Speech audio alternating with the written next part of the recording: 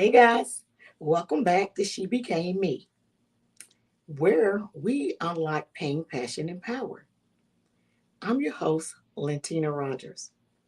As we continue our theme of defining moments, tonight's show is titled Born Black. So it's going to be very interesting tonight. We have a dynamic, unique couple that we will be talking to, and they have a lot of things to share with you guys tonight. So let's get to it. Let me get my co-host in. Yolanda J. Brown. Hello. Hey, how's it going, Yolanda? Not too bad. How are you? Doing good. Just trying to beat the heat, but other than that, Yes. look, I'm doing pretty good. Good to hear. So let's get our other co-host in, Rodnika Howell. Hey, ladies. Hey, Hey, Rodnika. How's it going? Good, good. good to see you. Good to see you guys too. So look, I was just telling Yolanda, I'm just trying to beat the heat, but been trying to stay cool, stay indoors for the most part. But you got your Staying hydrated. Staying hydrated. Yes. I know. We asked for it. Now we got it, right? hmm Because I'm a complainer. I complain about the cold and I complain about the hot. So that's just what I do. Well, I keep the air on Arctic, so Right, right, I'm right, comfortable. right. So I'm excited, ladies, tonight about our guests. We got a dynamic couple here with a lot of stuff to share with our audience tonight. So Yolanda, you want to go ahead and kind of just kick us off and give us a little bit about our guest tonight? Sure. I'm excited about them because when you met them, you were so excited Yes, about them, and their story is quite dynamic. So yes. we look forward to meeting them. DeShane and Barbara Reed are pastors and practitioners with more than 45 years combined experience working with youth and families from underserved and overlooked communities. DeShane's professional background is in chemical dependency counseling and leadership development. Barbara is a licensed clinical therapist with vast professional experience helping individuals, families, and children overcome obstacles to obtain overall wellness. DeShane and Barbara are now treading on paths to impact our next generation in different ways. We believe that the earlier we can impart positive affirmations into growing minds of our youth, the higher their likelihood to view themselves in a healthy and balanced way, is their philosophy. Please help us welcome them. Yes. Hello. Hey, Hello. How's hey, everyone doing? good. I'm so glad to see you guys again. I know we're excited. We've been looking for this opportunity to spend some time with you. Yes. Glad So you're here. so what we was telling our viewers is that I met you guys at the book fest. I noticed Yes. that you guys had a really big setup back there, and as we could see is behind you guys now. You guys want to kind of tell us about your banner that you have, and how did you come up with that great idea? Well, this this banner you're seeing is called "Lucky Are Those Born Black," and it's actually the name of our book. And this is a children's book, and this book has been inspired by my eldest brother back in 1972. My eldest brother wrote an award-winning poem in Tulsa, Oklahoma, the location of Black Wall Street. That's where I'm born and raised. So when he wrote this poem got a lot of attention because it was back in the days where there's lots of tension and lots of racial tension, social injustice, and things that sort. It was at an all-time high, after the 60s and things of that sort. So my brother wrote this poem called "Lucky Are Those Born Black," and his goal was to inspire a group of people, a race of people, to really enjoy who they are. You are not what people dictate you to be. And this poem was so dramatic that it got placed in the papers and it got awards and things of that sort. So my brother, he left to go to the armed forces, went to war, and then my brother and our family lost this poem for about 40 years. Wow. And then, so interestingly enough, when my husband was speaking to his brother at some point, He has a mental illness, schizophrenia, and sometimes his memory comes and goes. And he asked him about the poem, and he started reciting the poem. And my husband was like, "Hey, do you want to keep on talking about the poem so I can write it down?" Because I had to capture the moment while he was back into his own reality. Exactly. Wow. And so he was able to capture it, and he titled it "Lucky Are Those Born Black," and that's a big part of why this banner is behind us, and why it's a part and our book is titled that. So our last thing is that what we wanted to do is we wanted to take from what he was doing to a group of people, and we want to divvy it down and turn it into a children's book. Nice. I love that. And so I don't know where we want to begin, but I know just in that story, that is powerful. And I just want to ask, which is, I always ask a complicated question because We're ready for it. the first thing that comes to mind is, why do we need to get to youth sooner? Talking about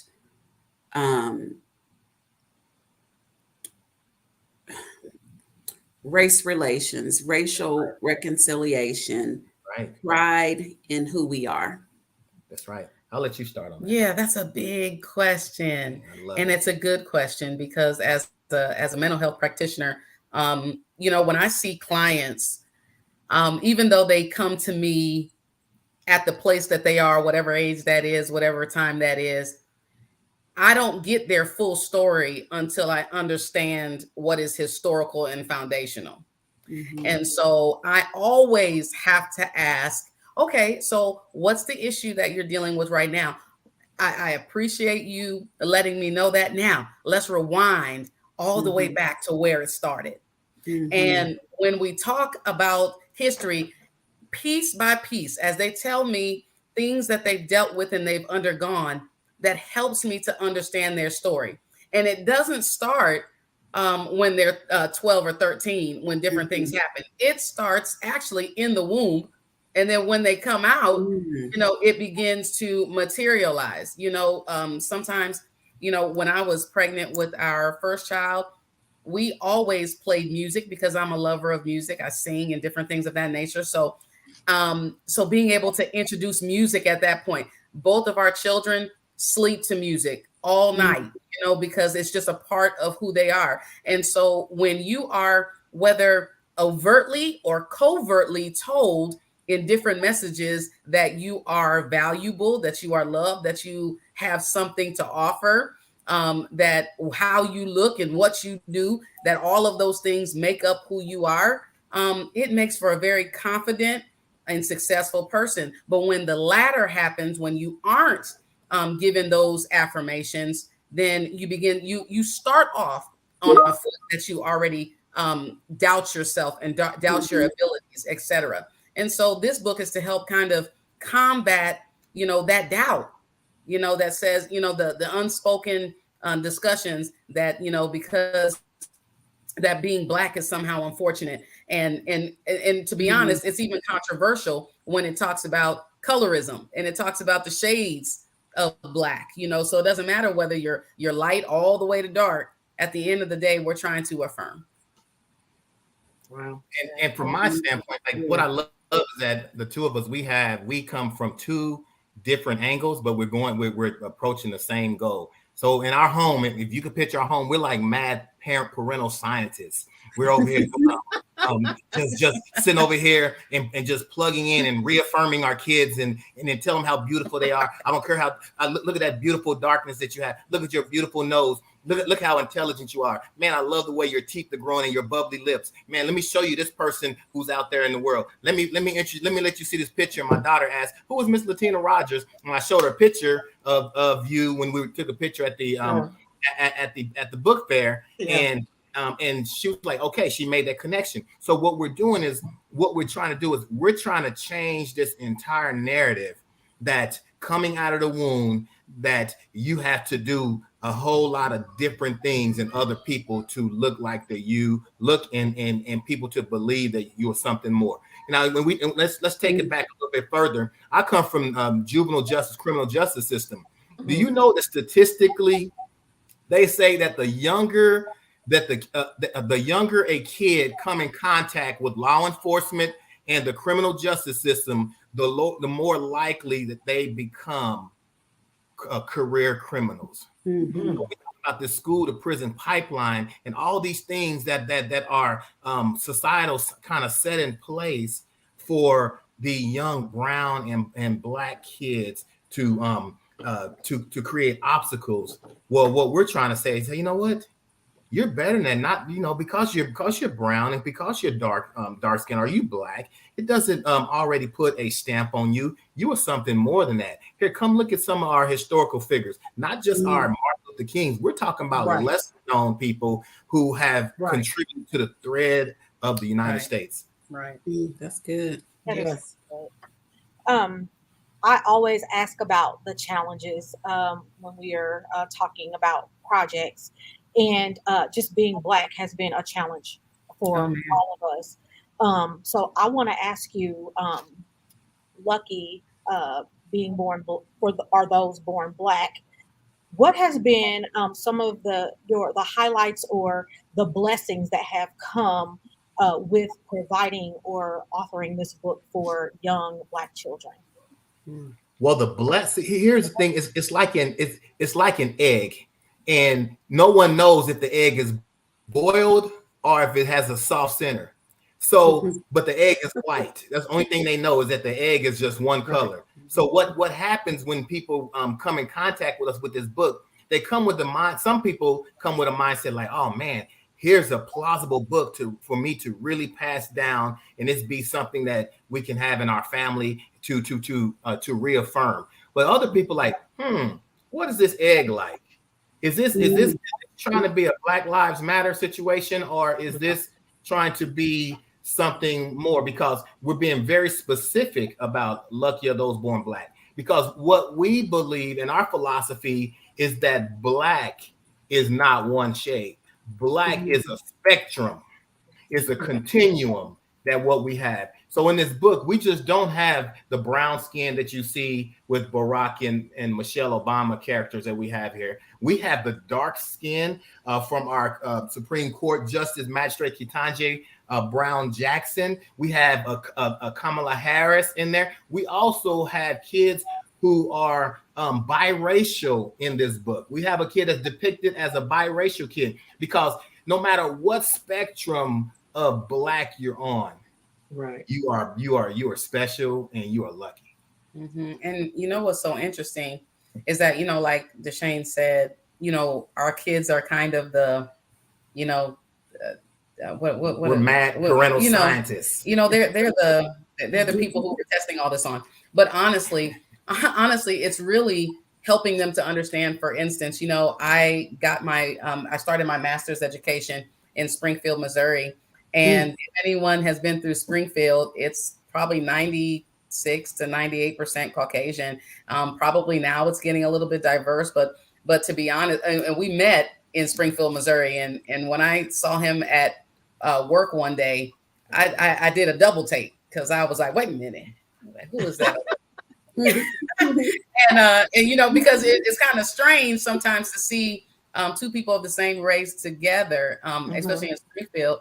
And, from that time period, we have just been really making sure that, hey, kids, you got to know that you are special and that you are not just any other kid. In Missouri, when I would walk into a place, I would be the only one, and I would have to be okay with being the only one. There were times when there was a time when a little girl, maybe no more than 5 years old, she came up to me and asked me if I tasted like a brownie. And I said, oh, sweetheart, I said, well, God made me sweet, honey, but I taste like a brownie, and so, going from all the way over there to having to impart into my daughter that, hey, if you are the only one who walks in, you are really blessing them with your presence. Because can look at it like, oh my gosh, I'm the only one. Or you can say, well, hey, I'm the only one. So hey, you can get to know me, because I don't bite, and so just kind of help people to understand that, different doesn't, is not a bad thing. It's an okay thing. You can probe, you can, but we teach them that when you walk in, just because you stand out, it's not a bad thing. Embrace that. And that is okay. Yes, that's good. Tell us a little bit why you guys chose Michelle and Barack to be on the book cover. Well, those figures. That's a great question, Tina. And I wanted, Michelle and Barack, people like, oh, those are your natural choices. But you know what? That's a natural choice that we gotta place in there, because think about historically, it was never a thought that a person of color would reach the heights of the president of the United States and first lady. And the way that they carried themselves throughout that 8-year term is something to be applauded. So we want kids and children in the book, when they're reading the book, to understand that there is no limitations to what God has for you. So if God give you one seed, then double your seed and your seed and create another gift by what he's done for you. So this book and Barack and Michelle are one of the characters that we want them to know that, what, that is not a far reach.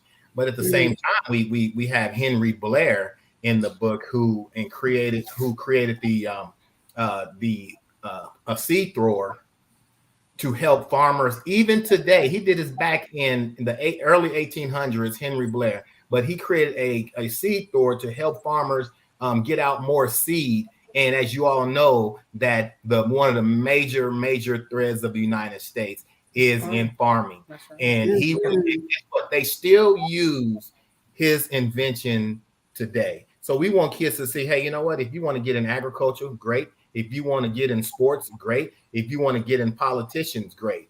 But we don't want you to have any limitations on what you can be.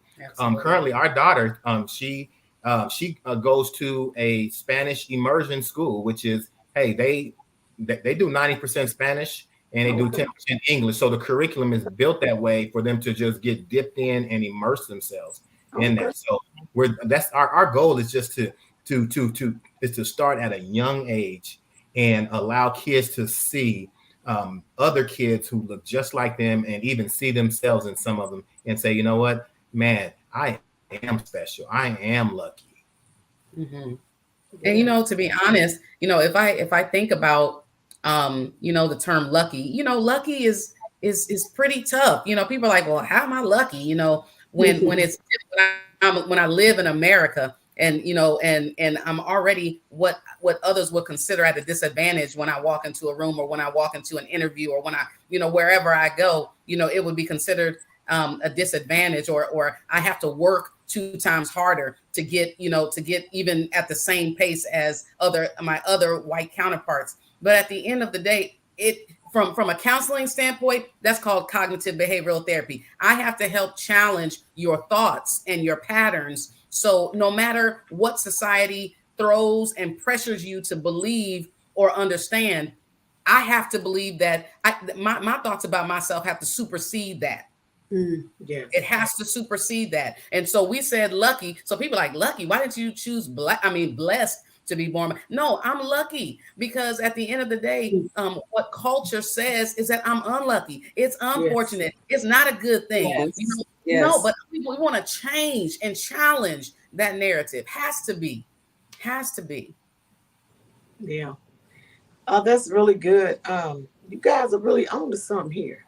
I like that. I like that idea about changing the narrative, and especially through your book. So definitely, I'm going to continue to suggest that to everybody I know to try to go ahead and get the book. Anybody that has a young child, I think it's going to definitely help them with that narrative.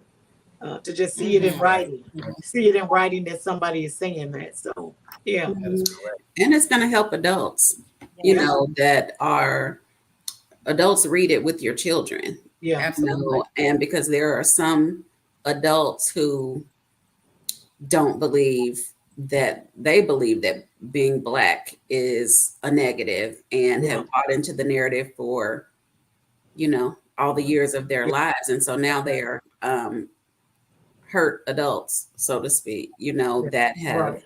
not been able to embrace um, this affirming lifestyle within their homes. Mm. And so I hate to say it that way, but it is true that, kids, I believe, Yolanda's belief, that, kids are what they see. And Yeah. so, Yeah.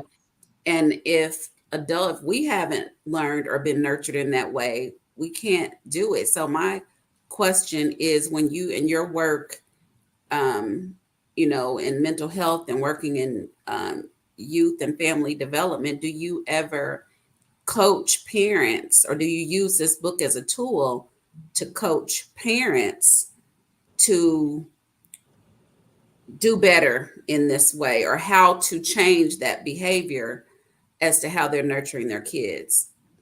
Yeah. I, Do you can want to I? answer? I'm gonna do it. I'm just gonna share a short um, experience that I've had with Okay. my wife, and it's gonna relate to the important. And I'm gonna let you go with the importance of coaching. Okay. So I'm from Oklahoma. I'm from Tulsa, Oklahoma, and Mhm. I grew up around having pets, a dog. Mhm. My wife is from DC, Maryland, DC area. She did not grow up around pets. She also had a negative experience Oh. with a dog that chased her down the street, almost home. She jumped on top of a car, and to keep that dog away from her, I think she said it was a Rottweiler. It may have been a poodle. It was 2 Rottweilers. So it may have been two poodles, but in her mind, it was two Rottweilers. But let me share this thing. So now my wife, I hope you don't mind me sharing this. Don't tell it. Now my wife, we don't have pets in our home.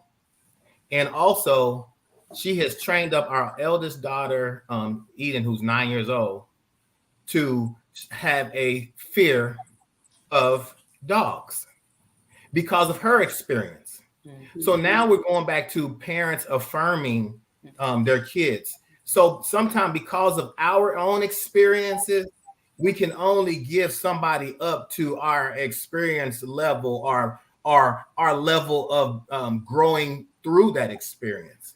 Mhm. So, Barbara, I'm gonna let you share about how does that relate to affirming and reaffirming kids in regards to feeling like, hey, you know what, I'm lucky to be born black. Well, when I think about kiddos, and I think about their ability to see themselves well, we do have a spiritual base and a spiritual background. And we have always been taught that what we speak, our words carry weight, our words are powerful. And it's so interesting that, culture purposely inserts songs and poems and stories that suggest that words do not carry weight or meaning, when in fact they are the most powerful tool that one can use to break one down or build one up. And so when adults are less convinced that they are lucky, or that they are fortunate, or that they have value and are worth something, and can contribute something, they're less to speak that into their children. I have to purposefully, let my daughter know that, hey, you are beautiful, you are creative, you have something to give, and she looks to her dad to do the same thing. And it's critical that we sow these things, because ultimately, if I want to see a confident child, an assertive Mm. child, somebody who can hold their own when I'm not there, I have to sow that now. you Mm. know and I tell her, even though she's 9, I tell her, hey, I'm not going to be with you in second grade, third grade, whatever. You need to use your voice. If something is going on that you're not liking, or something is going on that you need to make sure you address, yes, I absolutely want you to come home and tell me about it. But in Yeah. that moment, I need you to use your voice. But if I never encourage you and tell you that you have a voice to use, then you're not going to really know. That's right. So going back to that mad parental scientist that we are, my wife, she sowed in my daughter that fear of pets, dogs. So my daughter has an issue with dogs. So what I did, I said, you know what? My daughter's starting to have an issue with bugs too. She started relating it to. And I said, you know what? I'm gonna get to her before Barbara get to her. I'm gonna teach her how to kill a bug with a fly swatter or a shoe before mommy get to her and say, "Oh no, run from that bug." So I did that. I did over time. And our daughter, she still has a small fear of dogs, but she does not fear now killing a bug when she have to do so. So going back to reaffirming, when we talk about reaffirming folks, we have to understand that we are putting our experiences into our next generation. I have we have another book out actually that actually came before this. This is more of a technical book in regards to juvenile justice. And in one of my chapters, I talk about it's called The Making of an Individual. No one can avoid this, what I'm about to share with you guys. No one can avoid the making of an individual is how we become who we are today. How Yolanda, you are, Ronika, DeShane, Barbara, Tina, how we all are who we are. So the first level is like building a house. The foundation of who we are is based on our impactful relationships. So those relationships that we grew up with, those parents, those uncles, aunts, grandparents, even close friends, teachers, those really impact the next level of who we are, which is called our beliefs. So our relationships actually develop beliefs.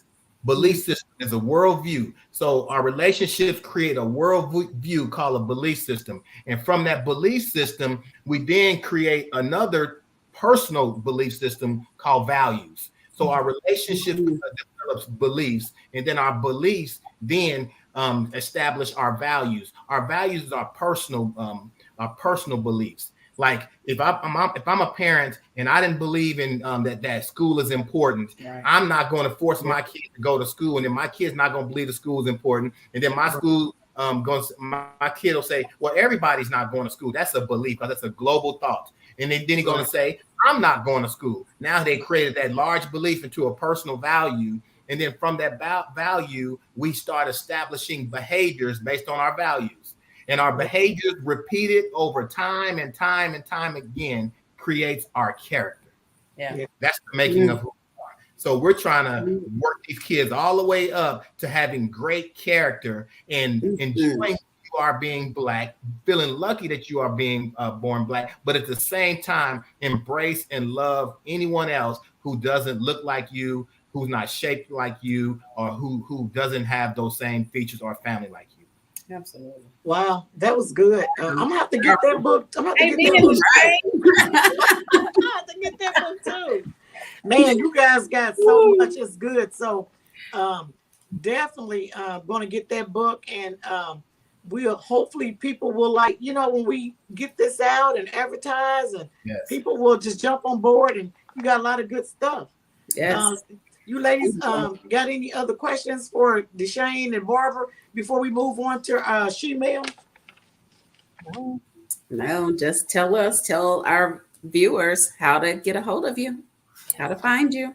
Well, we are you can always give us a shout out at Reed at drbconsultinggroup.com. You can also give me a call, 317-835-3534, or you can purchase the book at www.luckyarethose.com.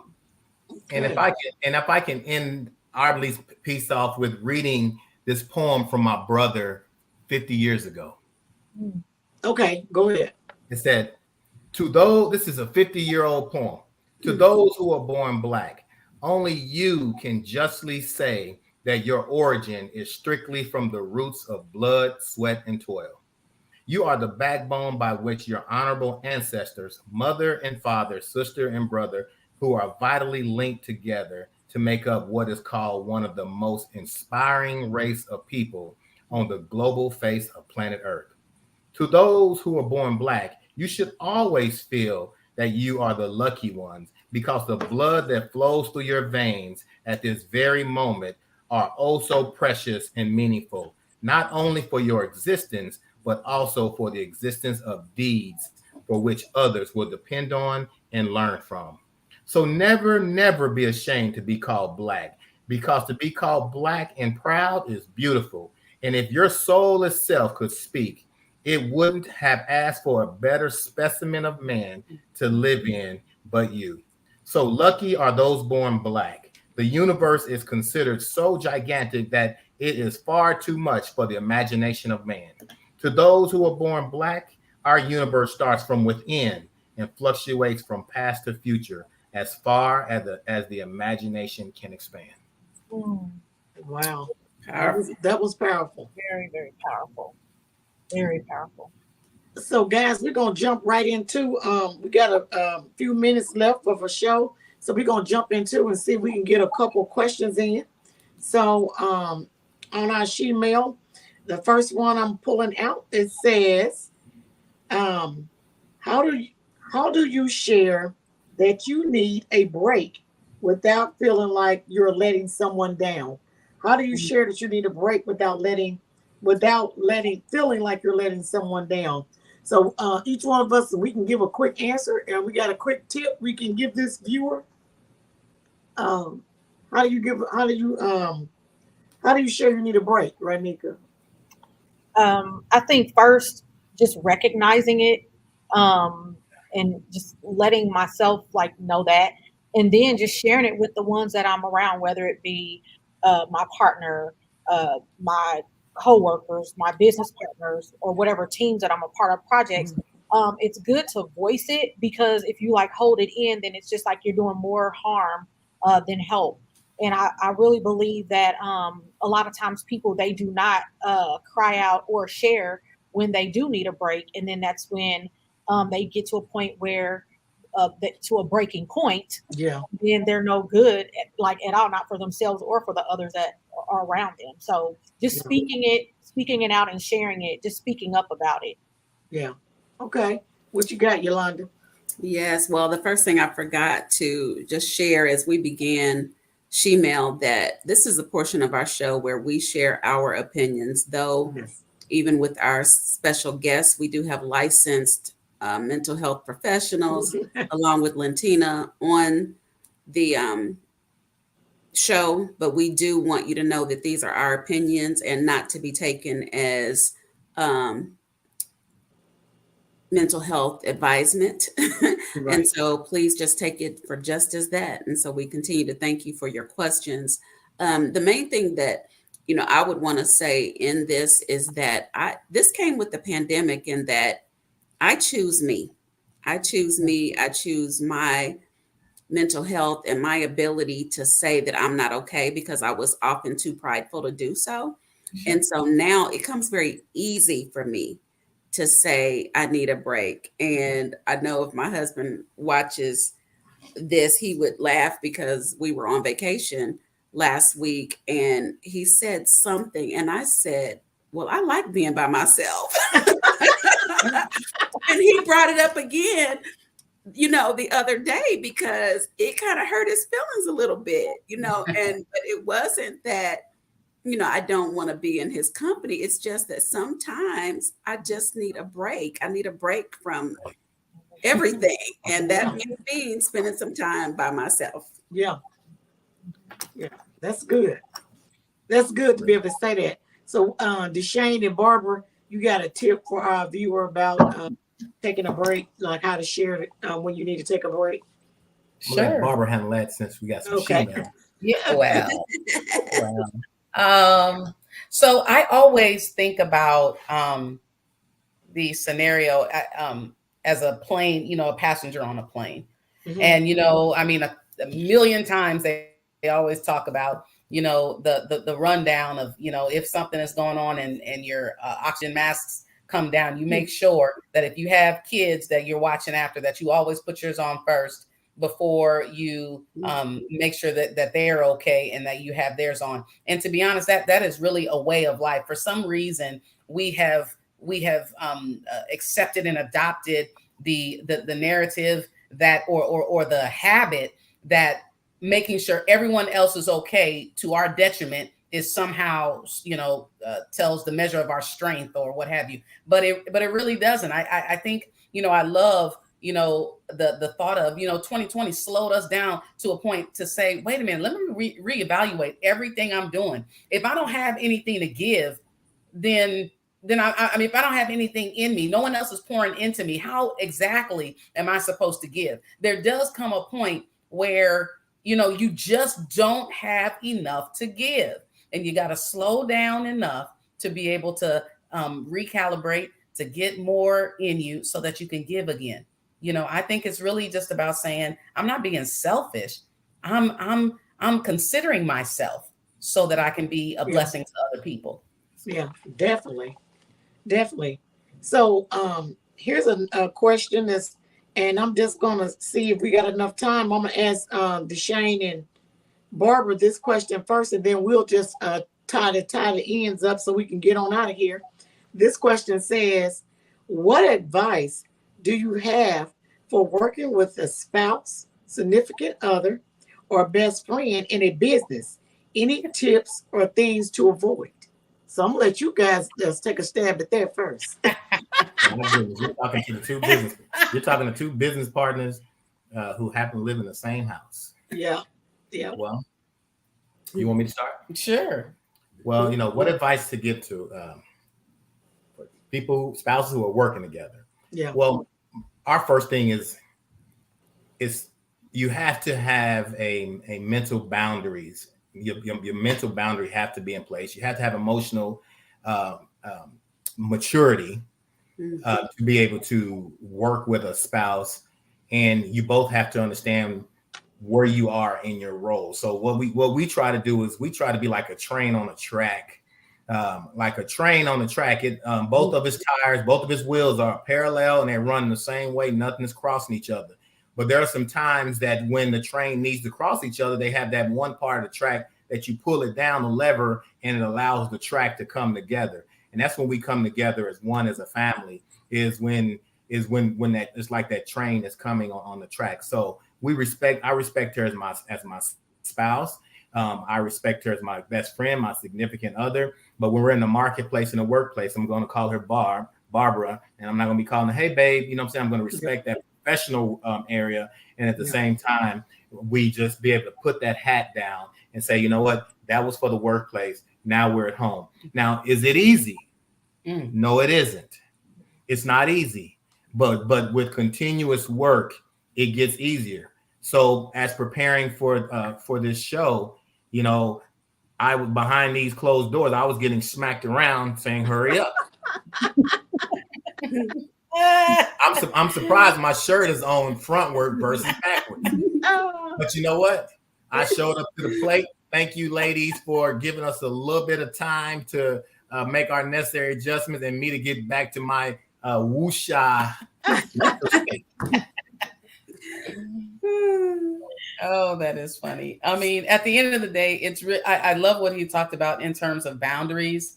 There are times when, we can be working so much or talking about work or what have you, that it just spills into everything, and other things get less attention. And we have been a lot more intentional about cutting things off, right? So, there's a point in time that we say, hey, business is business. That business is done. We need to move over into just regular old home life and move in that direction. And to be honest, there's another thing also that's important, that you like your spouse, because it doesn't make any sense to, be in a situation where you're constantly annoyed or you're constantly bickering. You're not going to get any work done. You're constantly going to be, distracted and frustrated and anxious.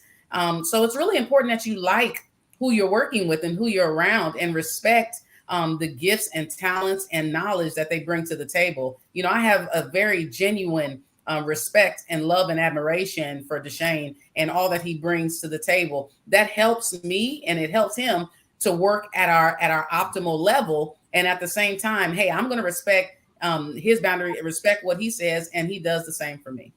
And if you can't do any of those things, boundaries, giving them the necessary space and all that, it's best to both find your own employment outside each other and then come back home together. Absolutely. That's really good. Wonderful. Yeah. That's good. Ooh, well, So, do you ladies want to drop a tip or two on that one before we close out? Or I do think they did it. you think they covered it? They kind of covered it. But I do want to say that just to our viewers that if you are interested in submitting your questions to our show, send them to shebecameme2020@gmail.com, and be sure to subscribe to our YouTube channel so that you can stay in the know of what's happening with the She Became Me movement. Yes.